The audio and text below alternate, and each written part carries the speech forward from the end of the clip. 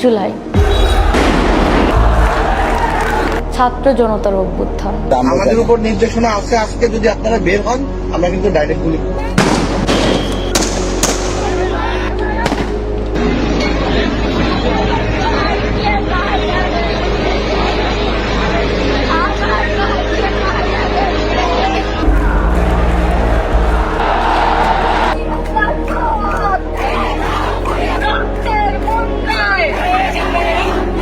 পুরনো ধারার রাজনীতি ফেলে এক নতুন ধারার রাজনীতি দেখার স্বপ্ন, একজন সৎ ও নীতিবান শাসক দেখার স্বপ্ন।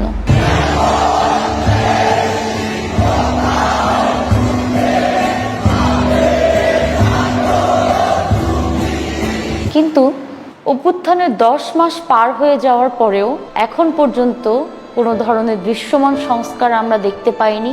আমার শহীদ এবং আহত ভাইদের কোনো ধরনের বিচার আমি দেখতে পাইনি।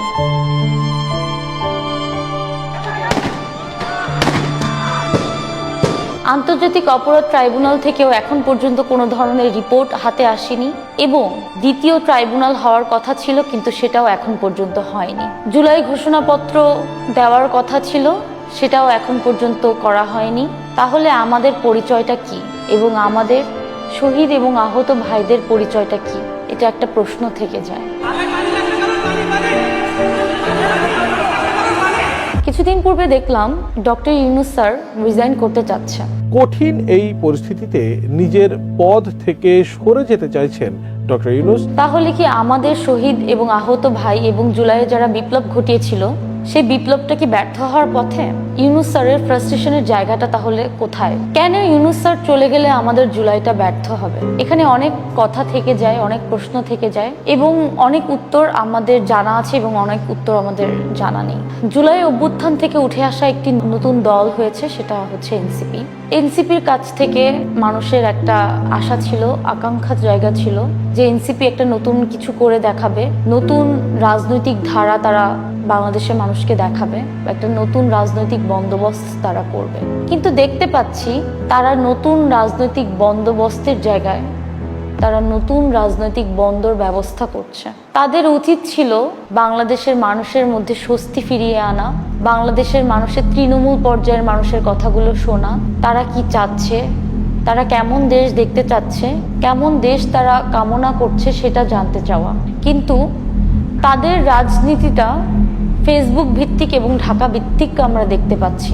ঢাকার বাহিরে তাদের তৃণমূল পর্যায়ে তেমন কোনো কাজ আমরা দেখতে পাইনি। এনসিপির কথা ছিল জনগণকে ক্ষমতা দিবে, জনগণ পাওয়ারফুল হয়ে উঠবে, কিন্তু আমরা দেখতে পাচ্ছি তারা নিজেরাই পাওয়ারফুল হয়ে ওঠার জন্য উঠে পড়ে লেগেছে।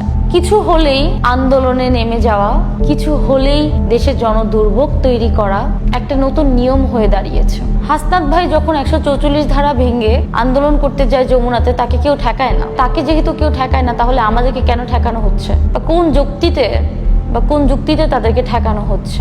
আমাদের যমুনার সামনে গিয়ে কেন আন্দোলন করতে হবে? কেন সবসময় আমাদের আন্দোলন করতে নামতে হবে? এর দায় কিছুটা আমি এনসিপির উপরেও দিব, কারণ এনসিপি যেহেতু গণ অভ্যুত্থান থেকে উঠে আসা একটি নতুন দল, তাদের যেহেতু দায়িত্ব ছিল দেশটাকে স্টেবল পর্যায়ে নেয়া, দেশের মানুষের কথা শোনা, সেই ক্ষেত্রে তারা সেটি না করে তারা নিজেদের বন্দোবস্ত করছে। তাদের উচিত ছিল একটা ইমার্জেন্সি কমিটি গঠন করা, যে যখনই দেশের একটা ক্রাইসিস মুভমেন্ট তৈরি হবে বা কোনো দাবি দাওয়া তুলতে যাবে, তাদের কাছে গিয়ে বলবে, একটা ইমার্জেন্সি ব্যবস্থা তারা নিবে, যেটি মন্ত্রণালয়ে পৌঁছাবে বা অ্যাডভাইজারদের কাছে যাবে যে জনতা এরকম একটা দাবি আছে, সেটি নিয়ে তারা প্রস্তাবনা দিবে। কথায় কথায় আন্দোলনে নেমে একটা জনদুর্ভোগ যে আমরা তৈরি করছি এবং বাংলাদেশের মানুষও যে এটাতে বিরক্ত এবং ফ্রাস্ট্রেটেড হয়ে যাচ্ছে, এটা আমরা নিজেও হয়তোবা বুঝতে পারছি না। এনসিপি কেন এখনো রাজনৈতিক দলগুলোর সাথে ঐক্যমত গঠন করতে পারছে না? কেন জনদুর্ভোগ কমাতে পারছে না? কেন সরকারের শক্তি হয়ে উঠতে পারছে না? ঠিক মধুর ক্যান্টিনের ঘটনাটি ঘটার পরেই আমি বলেছিলাম যে বিপ্লবীদেরকে বাদ দিয়ে আপনারা দেশ সংস্কার করতে পারবেন না। আমার বুকের মধ্যে আপনাদেরকে যখন ডিবি পুলিশ তুলে নিয়ে গিয়েছিল 5 জন সমন্বয়ককে, আমরা সারা বাংলাদেশের মানুষ সেই বুড়া প্রেস রিলিজকে প্রত্যাখ্যান করেছিলাম এবং প্রাইভেট সেখানে সর্বোপরি সর্বোত্তম তারা অবদান রেখেছে। এবং আজকে বলতে চাই, আপনারা যে এরকম সিন্ডিকেট ভিত্তিক এবং এত মানে সুন্দর করে সাজিয়ে আপনারা যে সংগঠন একটা উঠালেন, আমরা সেটাকে প্রাইভেট থেকে প্রত্যাখ্যান করছি। বিপ্লবীদেরকে বাদ দিয়ে দেশ সংস্কার করবেন, আল্লাহর গজব পড়বে আপনাদের উপরে। আপনারা কোনোদিনও দেশ সংস্কার করতে পারবে না। যারা বিপ্লব ঘটিয়েছে তাদেরকে যদি আপনারা ডিসিশন মেকিং এর জায়গাগুলোতে না রাখেন, তাদেরকে যদি আপনারা পলিসি মেকিং এর জায়গাগুলোতে না রাখেন, তাহলে কাদের দিয়ে আপনারা দেশ সংস্কার করছেন? তাই দীর্ঘ 10 মাস চলে গিয়েছে, এখনো আপনারা একটা সংস্কারও করতে পারেননি। এটার মূল কারণ হচ্ছে আপনারা বিপ্লবীদেরকে মাইনাস করে ভাই বা ব্রাদারের রাজনীতিতে জড়িয়ে পড়েছেন। আর এই পর্যায়ে এসে 10 মাস পরে সরকারের শক্তি হওয়ার জায়গায় আপনারা সরকারের মাথা ব্যথার কারণ হয়ে দাঁড়িয়েছেন। তাহলে আপনাদের আর অন্যান্য রাজনৈতিক দলগুলোর মধ্যে পার্থক্যটা কি? আমরা দেখতে পেয়েছি দীর্ঘ 15 বছর একই ধারার রাজনীতি, একই রকমের রাজনীতি অব্যাহত ছিল। এক দল আরেক দলকে ব্যাশিং করা, এক দল আরেক দলকে ছোট করা, এক দল আরেক দলকে নিচে নামানো, সেই একই ধারার রাজনীতি, একই রকমের রাজনীতি আমরা এখনো দেখে যাচ্ছি। এনসিপি আমাদেরকে এবং বাংলাদেশের জনগণকে বলেছিল তারা একটা নতুন ধারার রাজনীতি দেখাবে, তারা একটা মধ্যপন্থার রাজনীতি বাংলাদেশের মানুষের কাছে তুলে ধরবে। তারা নিজেদের পজিশন গড়ে তোলার জন্য, নিজেদের পাওয়ার গড়ে তোলার জন্য তারা উঠে পড়ে লেগেছে। যাদের কারণে এই জুলাই অভ্যুত্থানটা সফল হলো, আমার শহীদ এবং আহত ভাইরা, তাদের কি ব্যবস্থা আপনারা এখন পর্যন্ত করেছেন? আপনারা বলতে চাচ্ছেন জুলাই স্মৃতি ফাউন্ডেশনের কথা। জুলাই স্মৃতি ফাউন্ডেশনে দেখতে পেলাম এখন পর্যন্ত তারা 5,000 কোটি টাকা ডোনেশন পেয়েছে, কিন্তু তারপরেই নিউজ দেখতে পেলাম যে একজন শহীদের স্ত্রী তার বাচ্চাদেরকে অনাথ আশ্রমে দিয়ে দিয়েছে। এটাই কি তাহলে আমার শহীদ এবং আহত ভাইদের প্রাপ্য ছিল? তারা কি এই আশাটাই রেখেছিল? তারা কি এই কারণেই জীবন দিয়েছিল যে অভ্যুত্থানের এত মাস পর এসে তাদের কোনো পার্মানেন্ট ব্যবস্থা করা হয়নি? ব্যবস্থা শুধুমাত্র তারা তাদের নিজেদের ব্যবস্থা করছে। আপনি দেখতে পাচ্ছেন ডক্টর ইউনূস স্যার একটা কথা বলেছে যে আমাকে আন্দোলন করে জিম্মি করে রাখা হয়েছে। তিনি সংস্কারটা করবেন কিভাবে? কারণ 2 দিন পর পর এরকম আন্দোলন করে যে জনদুর্ভোগটা তৈরি করছেন, এটাতে বাংলাদেশের মানুষও ফ্রাস্ট্রেটেড হয়ে পড়েছে। তিনি যে সংস্কার করবেন, তাকে তো সেই সংস্কার করে দেওয়ার জায়গাটা করে দিতে হবে, কিন্তু সংস্কার করার জায়গাটাই আমরা তাকে তৈরি করে দিচ্ছি না। দ্বিতীয় ট্রাইব্যুনালের হওয়ার কথা হলেও সেটা এখনো হয়নি। এর জন্য দায়ী উপদেষ্টা পদের কিছু মানুষ, কারণ তারা আওয়ামী লীগকে পুনর্বাসন করছে এবং সেফ এক্সিট দিচ্ছে। গভীর রাতে দেশ ছাড়লেন সাবেক রাষ্ট্রপতি মোহাম্মদ আব্দুল হামিদ। উপদেষ্টা পদে যারা এগুলো করছে তাদেরকে উচিত সরানো। আমরা দেখতে পাচ্ছি ইন্টারিমের সাথে রাজনৈতিক দলগুলোর কিছুটা ডিস্টেন্স তৈরি হয়েছে।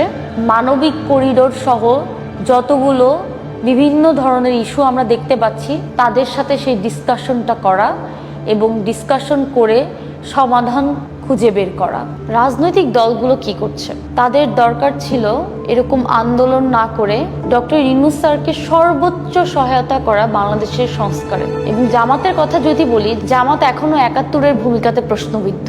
তাদের উচিত আগে তাদের নিজেদের জায়গাটা এবং তাদের নিজেদের অবস্থানটা বাংলাদেশের জনগণের কাছে তুলে ধরা। এবং বাংলাদেশ আর্মি তাদের কাজ না রাজনীতি নিয়ে কথা বলা। আমরা চাই দেশপ্রেমিক আর্মি বাংলাদেশের মানুষের পাশে এবং ডক্টর ইউনূসের পাশে সর্বোচ্চ সহযোগিতা করবে এই দেশকে এগিয়ে নিয়ে যাওয়ার জন্য। সব সময় সব সংস্কার সবাইকে দিয়ে মানানো যাবে না। তাই ঐক্য কমিশনের ভিত্তিতে যে সকল সংস্কারগুলো সবচেয়ে বেশি দরকার এবং সবচেয়ে জরুরি, সেই সংস্কারগুলো আগে করা, দৃশ্যমান সংস্কারগুলো মানুষের সামনে তুলে ধরা এবং সেই সংস্কারগুলো বাস্তবায়ন করা। আরেকটা রিজন আমাদের বৈষম্য বিরোধী ফল করার, বৈষম্য বিরোধী ছাত্র আন্দোলনের যে কেন্দ্রীয় নেতারা ছিল এবং অর্গানোগ্রামে যারা ছিল, তারা এনসিপিতে ঢুকে পড়েছে এবং এই কারণেই বৈষম্য বিরোধীটা অচল হয়ে পড়েছে। এবং এখন এসে স্থানীয় পর্যায়ে বৈষম্য বিরোধী সমন্বয়কদের নাম করে চাঁদাবাজি, দুর্নীতি এবং অস্বস্তিকর পরিবেশ তৈরি হতে আমরা দেখতে পাচ্ছি। এবং এখানে কিছুটা আওয়ামী লীগও বেশ ধারণ করে তাদের মধ্যে ঢুকে পড়েছে এবং সমন্বয়ক নাম করে কিংবা বৈষম্য বিরোধীর নাম করে তারাও চাঁদাবাজি, দুর্নীতি, খুন, গুম জড়িয়ে পড়েছে। এটার দায়ভারটা কে নিবে? এর দায় কিছুটা এনসিপির উপরও বর্তায়। তবে একটা কথা বলতে চাই, আমি এনসিপির মধ্যে সম্ভাবনা দেখি। আমি দেখি এই গণ অভ্যুত্থান থেকে উঠে আসা একটা দল কোনো না কোনো একদিন দাঁড়াবে, তারা সুস্থ ধারার রাজনীতি করবে। আমি দেখতে পাই তারা বাংলাদেশের মানুষের এবং জনগণের হয়ে কথা বলবে, তারা সাধারণের হয়ে কথা বলবে। আমি এনসিপির মধ্যে সেই জুলাইকে দেখতে পাই, কিন্তু যখন তারা বিপ্লবীদেরকে বাদ দিয়ে দেশ সংস্কারে নেমেছে বা তারা বিপ্লবীদেরকে বাদ দিয়ে নতুন দলটা গঠন করেছে, ওই যে আমি বললাম বন্দর ব্যবস্থা, এদেরকে যদি না বাদ দেয়, এদেরকে যদি এখনো দলের মধ্যে রেখে বা যারা এখনো দুর্নীতিতে জড়িয়ে পড়েছে তাদেরকে যদি রেখে এই দলটা সামনে এগিয়ে নিয়ে যেতে চায়, এই দলটা একদিন হুমকির মুখে পড়বে। জুলাই হুমকির মুখে পড়া মানে বাংলাদেশ হুমকির মুখে পড়া। ডক্টর ইউনূসের চলে যাওয়া মানে এই জুলাই ব্যর্থ।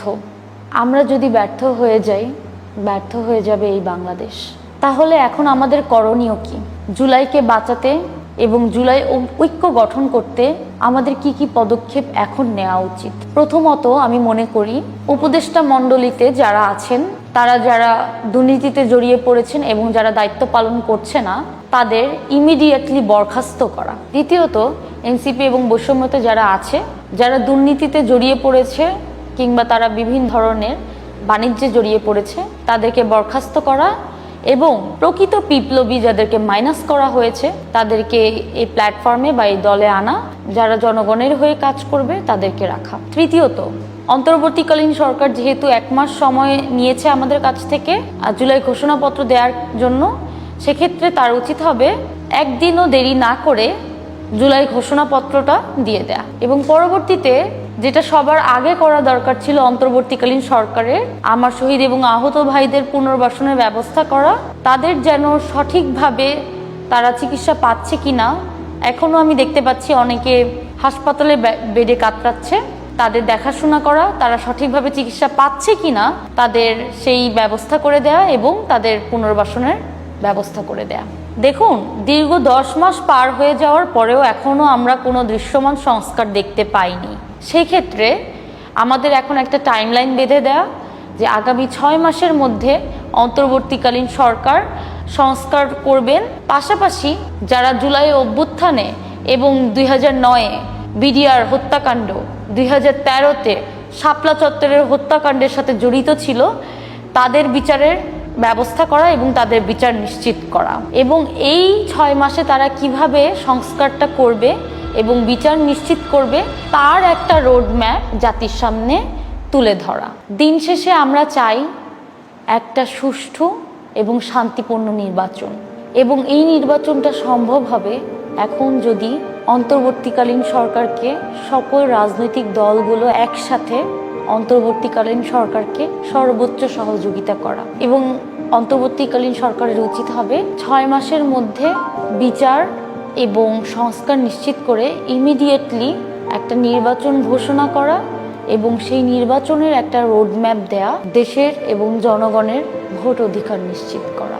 দিন শেষে আমরা একটা সুন্দর বাংলাদেশ, আমাদের নতুন বাংলাদেশ দেখার কামনা রাখছি। উপদেষ্টা পরিষদে যারা আছেন এবং বর্তমান রাজনৈতিক দলগুলো যারা এক্সিস্ট করছে, তাদেরকে একটা কথা বলতে চাই, যদি আপনারা মনে করে থাকেন পাওয়ারে চলে গেলেই আপনারা সেই আগের ধারার রাজনীতি এবং আগের মতোই স্বৈরাচার হয়ে উঠবেন, তাহলে আপনাদেরকে মনে করিয়ে দিতে চাই দীর্ঘ 15 বছর ক্ষমতা দখল করে বসে থাকা স্বৈরাচারী হাসিনাও তার সকল ক্ষমতার সর্বোচ্চ ব্যবহার করেও সেই ক্ষমতাতে বসে থাকতে পারেনি। ছাত্র জনতা তাকে টেনে হিচড়ে নামিয়েছে। সুতরাং যেই রাজনৈতিক দলই স্বৈরাচার হয়ে উঠবে, ছাত্র জনতা টেনে হিচড়ে তাদেরকে নামাবে, সেটা হোক বিএনপি, হোক জামাত কিংবা হোক এনসিপি।